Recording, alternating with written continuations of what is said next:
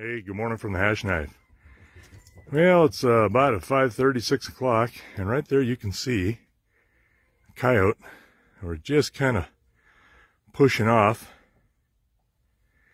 and normally this isn't a big deal because it's a pretty common occurrence. You hear them all the time, pups, especially at night. But the one thing we got an issue with is this morning, when you look around here, we've got, you see through the trees there, a new addition.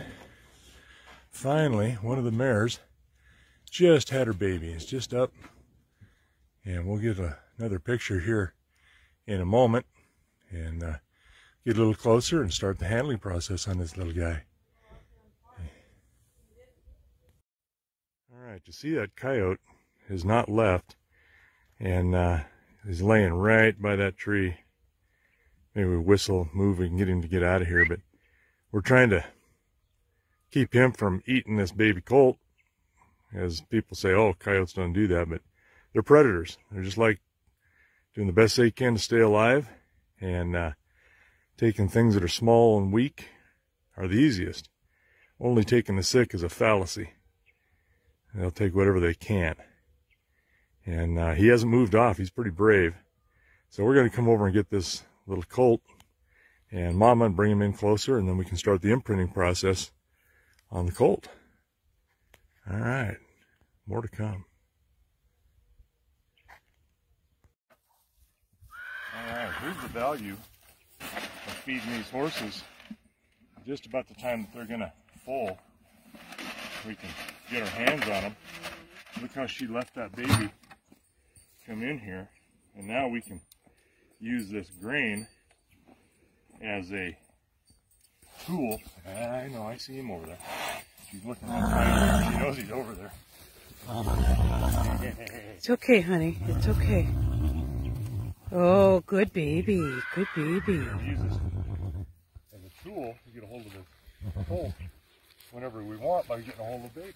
Hi, baby. Little colt. Hi, little one. Hi. How you doing?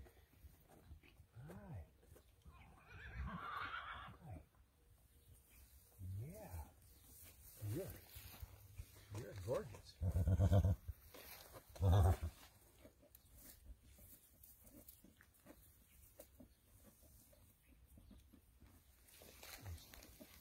Do you want me to try and hold her? Okay. I got her. Get a hold of this baby. Easy, easy, easy. Easy, kiddo. Easy, baby. Sorry about the video. It's okay, baby. I just kind of scared her a little bit. It's okay, honey. Just kind of scared her a little bit by grabbing her hind end. And she's just trying to get away. Keep her right here close to Mom. The whole idea actually is not to scare her. So we kind of almost failed right in the beginning. It's all right, honey. Good kid. Good kid. Get down here at their level. Let Mom reassure. There we go. That was a relax. She lay on me. There we go. She's still a little unsteady because this mare hasn't even cleaned out from the afterbirth. So she's still in the middle of the process, really. Finishing it. There. See how that baby's opening and closing her mouth a lot? You can see that, and she did. That means, that's just in horse language, that's don't hurt me, don't hurt me, don't hurt me. I'm just a baby, I'm a baby. Don't hurt me. There. Good kid. Oh, that's a good girl. I think we got a little filly on our hands. Lisa's just going to kind of hold the mare. Let her come on up if she wants. She's torn between the baby and the grain. Easy, easy, easy, easy. And we like to get our hands on these kids as soon as right after they've nursed and bonded with Mom, So we're not disrupting any of that bonding process. And then gonna halter on them, get a lead rope on them, and then we start working right away. Yeah. Ooh, we're a jumper. We're a fighter. She's spunky. Yeah. And this is where I need about 3-4 hands at times. She's sitting down on my leg. I really want her to sit down. We'll hold her. There we go. Put Mom over here. Hold her tight.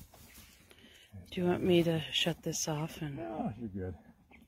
This is just kind of the way things go. Not a big deal. Don't make a big deal of it.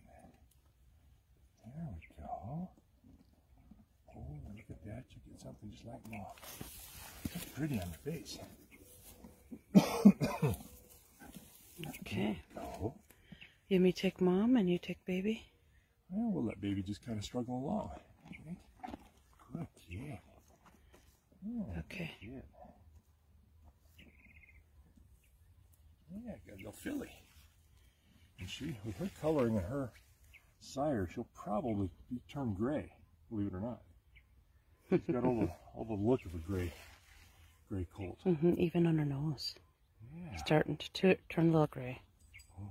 Oh, you're cute. Oh, there we go. And I'll let her leave. I'll quit messing with her. You got Mom? Yeah, I got Mom. Okay. All right. I'll cut it. All right.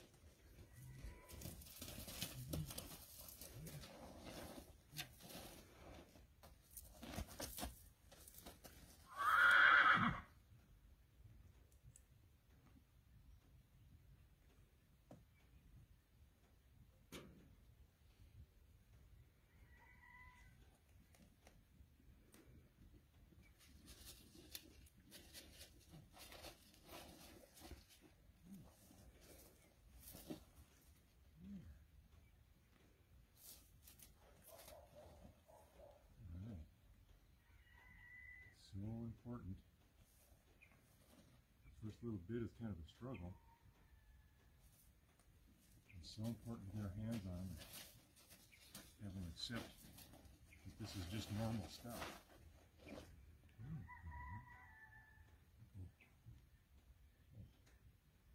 Good poop. Oh yeah. That's good. That's working good. Oh, that's hard work. Hard work. Oh yeah. Yeah, that's tough. Yeah. That's hard work. Just a little one. Yeah. Yeah. All right. All right, we put a drag rope on these guys really early. Get a halter on them, so to protect their faces as much as we possibly can here with sheepskin and a small halter. And then we play with them many times a day. And then, there we go. Good. Let them drag this rope. We can get a hold of them. And we are also teaching them that we're okay. We're not the bad guy. We're just as important as Mom is. And, oh yeah.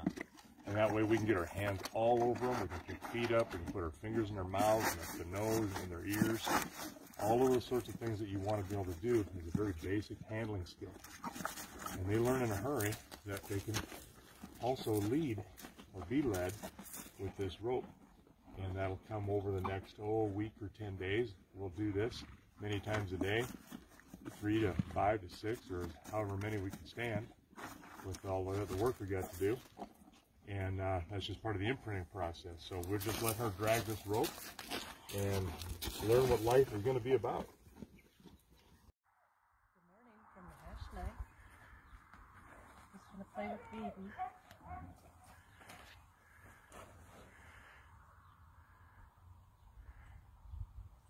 And what Lisa's doing is she's breathing just like the horses do to each other. Recognition. She's breathing through her nose and not her mouth, but that lung air instead of stomach air. Or, you know, we eat those nasty things, but just breathing through her nose into the baby's nose, and the baby's doing the same thing to her. Speaking their language. Nice and quiet and gentle. And, of course, it doesn't go without some of the struggle here, too. Now, see the behavior there? She's a little uncomfortable. And so she's kind of slapping her mouth a little bit, opening up. That's not horrible. You'll notice Lisa's grabbing her all over her body. And she's struggling a little bit. One of the things that, like that with her hind end, that we really have to desensitize, because I don't know for sure, but it just makes sense to me that a predator goes after hamstrings and those hind legs and tries to disable their prey. And these colts are very, very sensitive on these hind end, and especially those lower legs. And she's already kind of a bucker and a player, trying to get away. Ooh, and there's a struggle. We have a struggle, and let's see, she's upset. Mom gets upset, and she's just going to hold her, settle her down. There, look at that mouth move. Yeah. But so they're very sensitive on that hind end, and so we have to take the time to desensitize them, because it's almost like it's a natural reaction to, boy, something's got me by the hind end. This isn't good. I got to get out of here. I got to move, or I can get hurt or eaten. And we have a wardrobe malfunction on the hat. Awesome.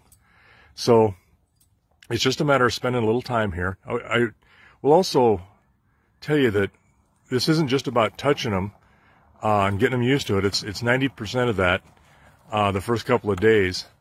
But it's also taking a look at her navel, making sure that navel is not getting infected or there's an issue with it, making sure that they're pooping. They gotta, just like a baby, human baby, they gotta get that meconium out. And she's been doing that pretty well. We're not a problem there, but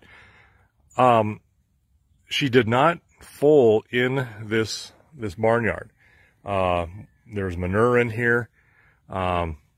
Lots of bacteria lives on this ground. So just like the calf, if she was to somehow bring this foal in here or come in here and have her, we would make sure to iodine that navel, just like you do with a calf. It's an old-time remedy that is absolutely effective for preventing any kind of infection. And you just dip that navel in a pure iodine solution when it is wet and brand new, and stop any of that kind of infection potential right off the bat. And that's why we like to let them just foal out there in the pasture and do their thing, just like nature intended. And those mares will find a spot where they like to have them. Oh, look at that. A little bit of recognition there. And she's going to pull her around. So she's more interested in eating. And says, okay, but Lisa's going to work both sides of her now. She's pulling her around to this other side. Oddly, she likes this, prefers this near side. And look at that. Watch just kicking that belly. Look at that tail. Says, this is my belly, not yours. And she's saying, I don't need this. This is mine. But she's really prefers to be on the near side. And now Lisa's going to work this off side and bring her in. There we go. And see how she's got her leg over that and doesn't bother? That's okay. This is part of what all this rope work is about too. There we go. And then she'll bring her up, nice and gentle. There we go. She pulls against that pressure just like you would expect. There, and here's the almost grab. I'm on a hill. She's on a hill. It is kind of a disadvantage. Get a shot of this navel's drying up. It's looking really good. Oh yeah. There we go. Now she's got a hold of her. She's going to hold her. She's just going to hold her until she stops struggling, and then she'll kind of release that hold on her a little bit. And Mom's really unconcerned. She's been through this a number of times. There we go.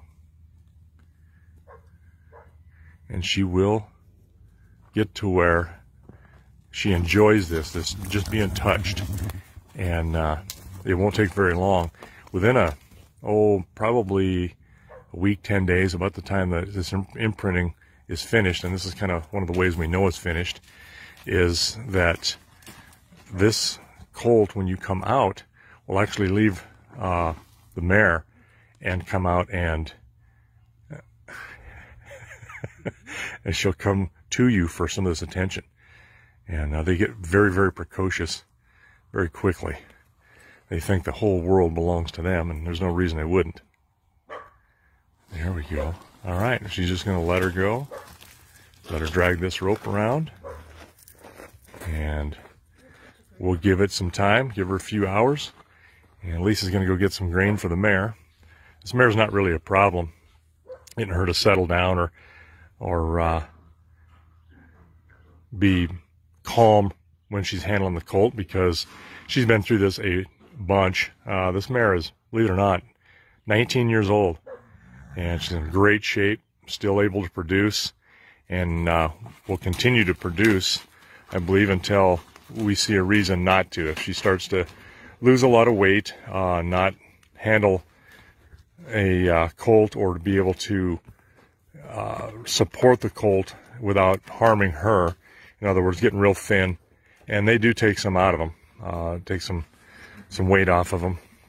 Lou's baby's going to mimic what Mom's doing. That's how they learn. And she'll be okay with continuing to rebreed. Well, we're not going to breed this mare every year. We don't. We give them a year off or so, or even maybe a couple years between colts, just depending on what we have in our rotation for mares to be bred. We don't mass produce. We want quality horses, and we want a herd that's sustainable. And it is doable by raising a colt every single year out of a mare, but it's hard on these horses. It's hard on the mare. So when you get some good bloodlines, you get some good characteristics that you want, then you want to foster that, but you want to do that for quality for a customer, because this colt now, in 3 years, I'll be training it, and then it will be probably for sale. I don't think there's any reason at this time to entertain keeping it as a broodmare, but you never know. We'll see what goes on. Anyway, that's what we're at this morning on the first 24 hours after a nice live foal, and we'll continue to do this several times a day. We'll maybe give you an update every so often. All right, everybody, go have a great day. Hey, good morning from the Hashknife. Here we are, about day 3, and we have a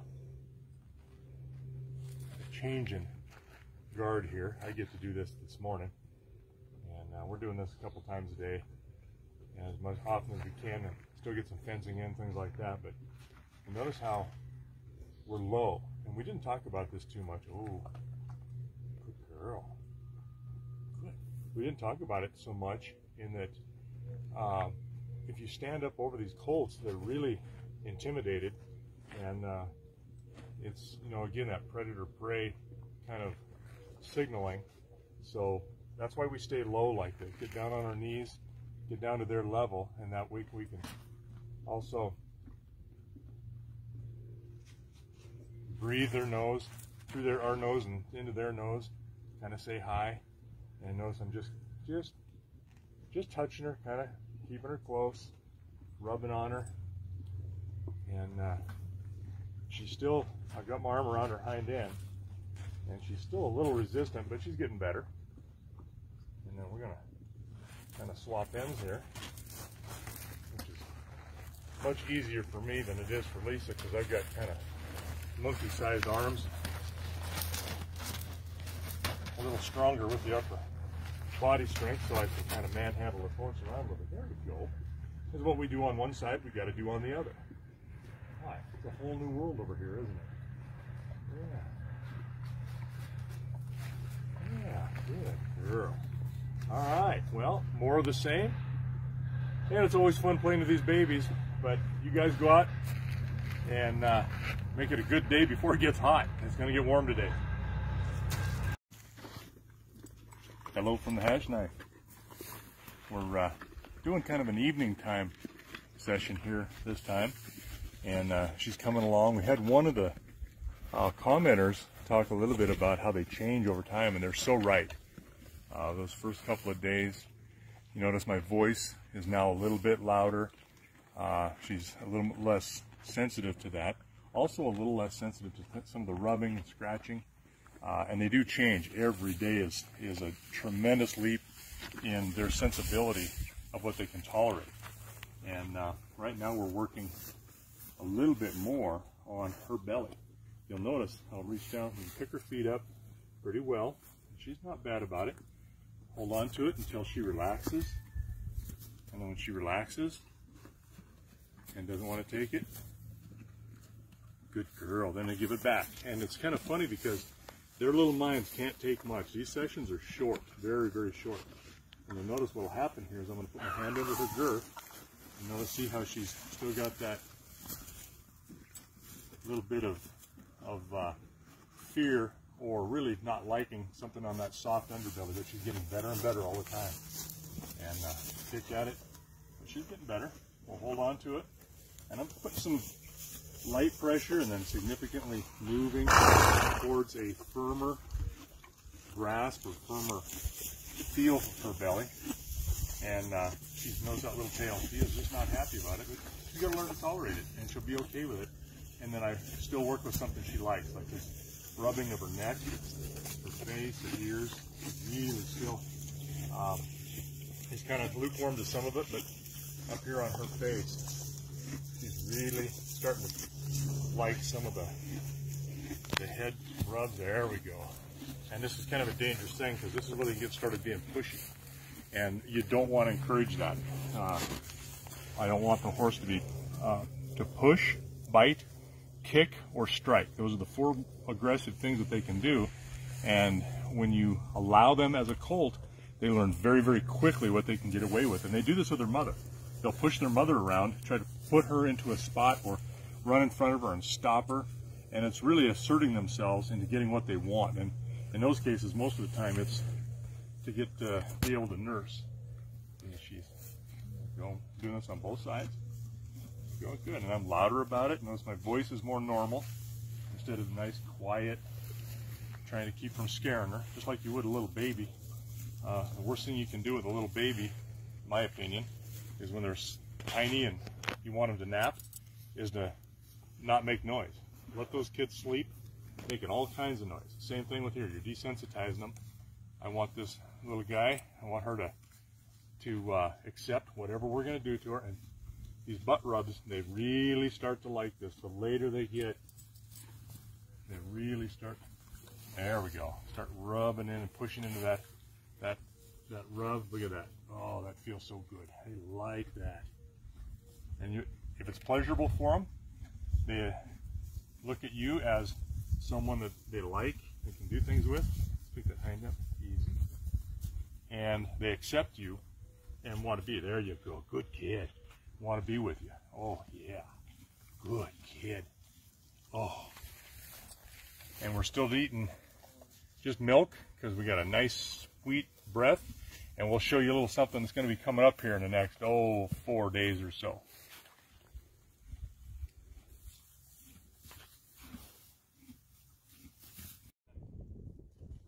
Fishing. Look what I caught. Oh, krill fishing. Hi. How you doing? Yes. It is hot today, and we have not been out here early. We're doing some fencing. I'm kind of waiting for a little event to take place in her little life. It'll kind of gross you out in a way, but it's just what's what. And it hasn't quite happened yet. I was just expecting it every day. We're going to keep teasing you a little bit. You can see she's not as wary as she was. She's a little precocious, actually, and getting better all the time. And come up, she's leading up well. They just touch her foot, touch her leg, and she's picking it up for me. Good girl. You're a good girl. This has been pretty boring. It's same old stuff, so we haven't put a lot of posts on, but kind of wanted to let you know we weren't going away and that I really can catch stuff when I'm fishing. All right, when this thing happens, we'll show you. You guys have a great evening. Well, good morning from the Hashknife. As promised, we are going to deliver on her milestone. Actually, it's a couple of them that go in concert with each other. One of them is, oh, these little bitty teeth have been erupting, and she's actually a little bit late on this, surprisingly, but her teeth have erupted quite nicely, and well, you can really see them. They're really big. Oh, quit it. Really big old chompers there, and her breath is not as sweet as it used to be.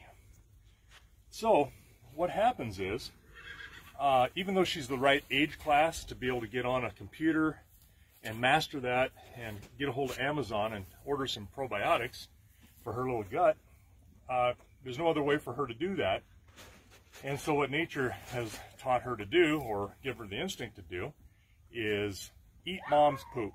That's how they get the fauna and flora in this gut, so that they can then use these teeth to eat hay. And if you can see her hind end, all of a sudden, look how gooey it is, and it's kind of green, like sort of fresh grass. Well, she started eating hay, copying mom, and mimicking her. Well, but she's got to be able to have these bugs in her gut to be able to break down that grass and forbs, whatever that they're chewing on, and she'll chew on everything, whether it's sagebrush or grass or whatever she's going to find. She's going to figure out what's palatable and what's not. But she's got to be able to break that down just like mom does, and that's how they're able to get that in their stomach, is just going and eating mom's poop. And some of them are, she's actually pretty clean about it. Some of them, their faces, you come out and they are just smeared with green poop, and it's kind of nasty. Their breath is horrible, but it's what it is. So she's gotten these big old horse teeth, pardon fun, and oh yes, oh yes, oh yes, oh. And she is really loving being rubbed on, and her hind end scratched. Oh, she'll lay into that, and oh, push too hard on her throat. You did that, not me. Then if I rub this, get off my foot. Here. Oh. Yeah, well, that wasn't a good smell. So anyway, that's what's we've been waiting for. That's what's been going on. And she shows the signs from both ends, where she's a little smelly here and a little green back there.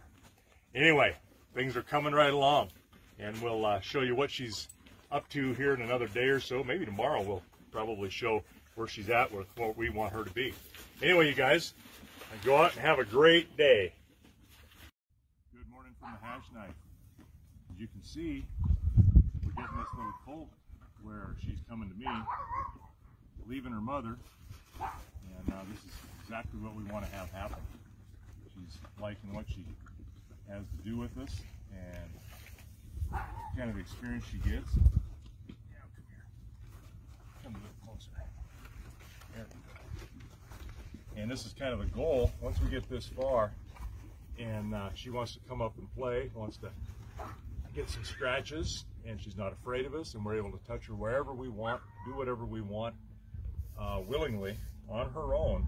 Then we know this imprinting process is really kind of at the end for the intense part. And we'll occasionally go out, let her come up to us, get our hands on her, do the same sort of thing once this mare has turned out into a larger pasture, and the two of them can just do their mom and foal thing and let her grow up until weaning time. And so we'll probably not have a whole heck of a lot more to talk about with her, with what we're doing, except when maybe we transport her and take her to the ranch. We're down at our lower place here. Oh yeah, there we go. Oh, there we go. Mom still talks, and Mom's not going to leave because you're here. Yeah, she thinks she needs some more grain. But anyway, you can see she's nice and calm, and understandably wants to be with Mom when Mom's calling her, and she's doing what she's supposed to do. If only we could get our kids to mind like that. God, I don't know. Okay, everybody, go out and have a great day before it gets hot. Hey, good morning from the Hashknife. We're taking these two up to the main ranch today. So we're going to load them up, and we're also going to haul another mare with us, incidentally. So we're going to show how this can be tricky a little bit, but also pretty cooperative, as you can see. She's willing to come along, but she's also like, what is going on? This is something totally new that I don't know about, and I don't really care to learn about this. My point of my life. This is a great big white and black thing there. What is that? Yeah, so we'll just see if we can't work them both up in here. Get the mare load.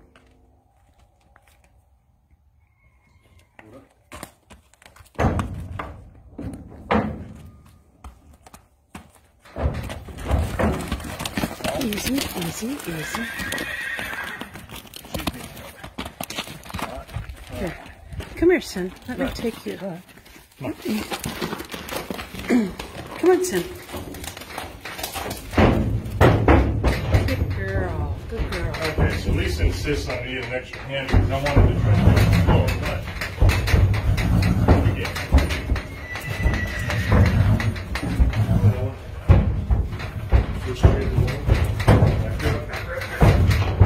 Come on, son.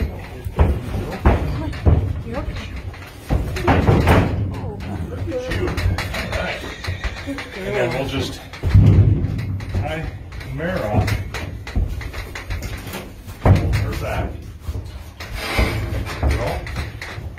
And then we'll just close that gauge we got in there. Now I'm going to turn the mare this direction. And I'm going to tie her so her head is on this way, because she's going to probably try to want to turn this way anyway. Most horses do. They want to turn their hind end. I got to try to keep stepping on her baby. Come on, kiddo. Hey, little girl.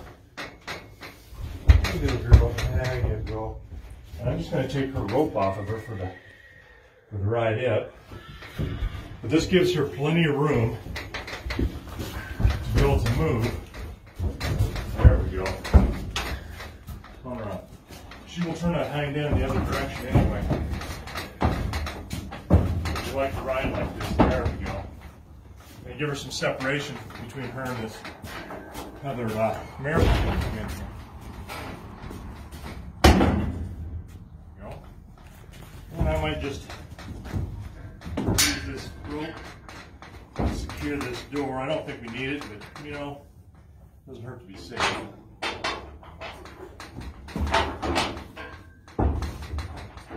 we'll take another specific square knot here, which is a knot I abhor, but it'll work for this purpose.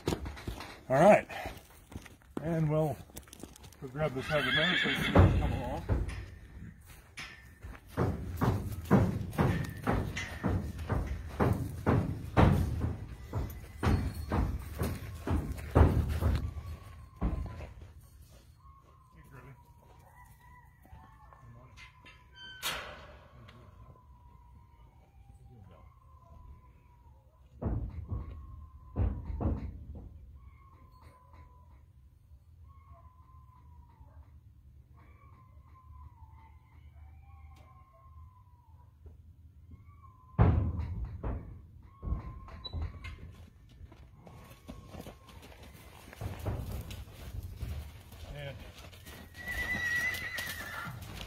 Bypass the grain bucket, you know, she gets to go for a ride.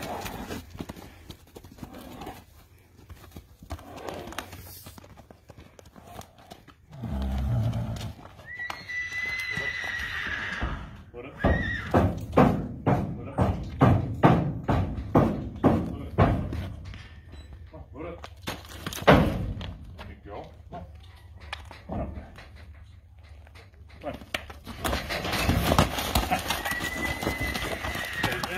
mare's got a baby and she can be mean. Come on. Come on.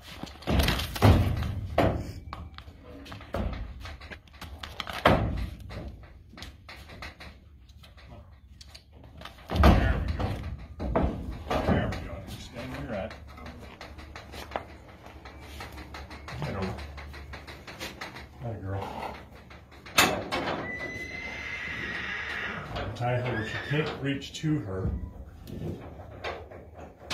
Get her head under. I'd like her to turn around, and she'd like to, but it's kind of a makeshift way to hold it. This is a horse trailer without the stock insert where it divides into two equal distant compartments. So we seldom need this, and most of the time run without it. So now we're going to take him to the ranch and kind of let him be alone and bond more in our natural element. All right, more to come. So we're on the road now, and one of the things that people, I think, tend to not do well when they trailer their horses is they jump them in there. And most of these horses are pretty well seasoned anyway to traveling, the ones that do travel. And so you tend to drive like you do when you're in a sports car. And it makes a big wiggle wagon back there. And for somebody who's trying to stand up in that and can't anticipate a road, it can be kind of a rough ride for them. So, and especially this colt's first ride, and she's really stable on her feet, obviously, and the mare is really careful of her. So that is always working to your advantage to have a safe trip. But we've got some curves in the road here. You need to slow down. And we take it really pretty easy this first trip or two, especially when a colt is in there for the first time. You don't want to slam that mare around and have her inadvertently bang into that baby and knock her up against a wall or step on her, or somebody fall down. That can be catastrophic. So the first time is pretty slow, especially the little ones. As they get to be a little older, you can be a little bit better. But I've had people whose horses won't load, and what the heck is going on there? And actually horses that I've trained, and I can get them to load into a one-horse trailer or a two-horse trailer on the single side, very small, very cramped, and just turn them loose and tell them to load and they'll walk in. Well, what had happened after that when they wouldn't load was the husband was driving and pulling that trailer, very nice trailer, but the niceness of the trailer does not equate to the niceness of the ride. It all depends on whose foot's on this throttle. And I rode with him, and I was like, holy cow. You realize what you're doing back there? He goes, what? I had no idea how he was affecting that horse. It was rough enough, the horse didn't even want to get in the trailer, so I wouldn't either. I advised them to have him go in the back of the trailer and her take him for a ride and drive the way he did. And they did, and it changed the way that he handled those horses from then on. That light bulb had to come on through experience. So a lot of people don't talk about it, don't think about it, but it can cause some problems with your loading and with your traveling and with your desire for your horse to do it. I turned the mare around, the first mare, so she's facing backwards. Because if you turn a horse loose, most of the time they will turn and face the other direction. It's a little easier on their joints, that moving back and forth, especially the forward-backward motion, but they will do it at a slant. If you've ever stood on the back of a pickup or on a trailer or something like that, when it's moving, you brace yourself and you put your feet kind of at a stance, one leg out and slightly behind the other. That's your best chance of being able to stay stable. And they do the same thing, but they do it backwards. And so the other mare had to go in forwards. I really wanted her to go backwards, but yeah, she wasn't having too much of a well, she was having nightmares over whether or not she turned around she could defend herself from that mare come at her. She can't get to her, but she doesn't know that. So yeah, a little couple things on trailering on this little escapade too, so stay tuned for more. All right, we're back. We're up at the main place now, and it's time to get little one and mom out. Hi.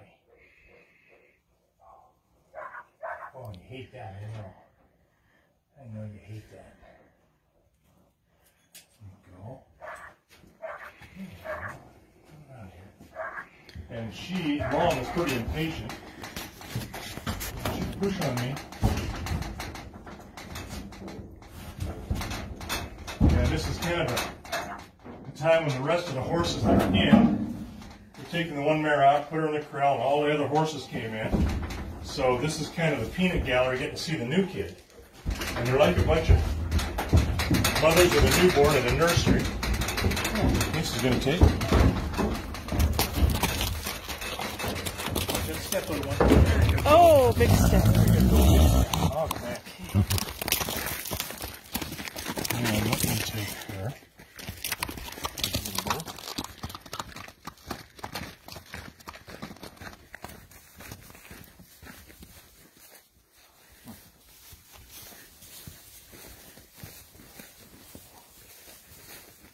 Notice this little filly is colt is half following Mom and half leading. So she will lead up, which is nice. Oops. In a moment, I'm going to just take the lead rope off and then turn Mom loose. And we're just going to let them settle with these horses close. And pretty soon, I think once these kids figure out that there's a little baby here, there's going to be a bunch of faces up against the corral. And you see one. It's like, what in the world? Who's that? I don't know that one. It's awful small. Should we throw it back? They're all kind of milling around that other mare. They haven't seen her in a while. Oh, that's a good healthy pea. Nice and clear.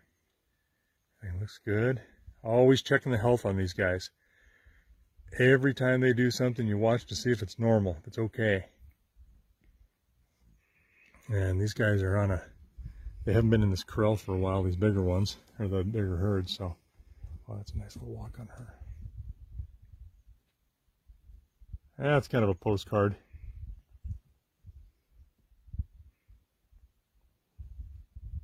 All right, so that was part of the transport process. Kind of went flawlessly, really. We come right up the road, nice and quiet, and everybody wasn't jumping and moving around, and the colt never heard her cry. So we stopped once and checked them out, made sure they were all right, and everybody was traveling really well, so it was onward to here. We'll see if this colt likes to play with these balls and toys and stuff in here. Look at her. She's like, oh, where is this place? Sticking close to Mom. All right, you guys. I hope you enjoyed that little tidbit in a 3-part series here. So just another day.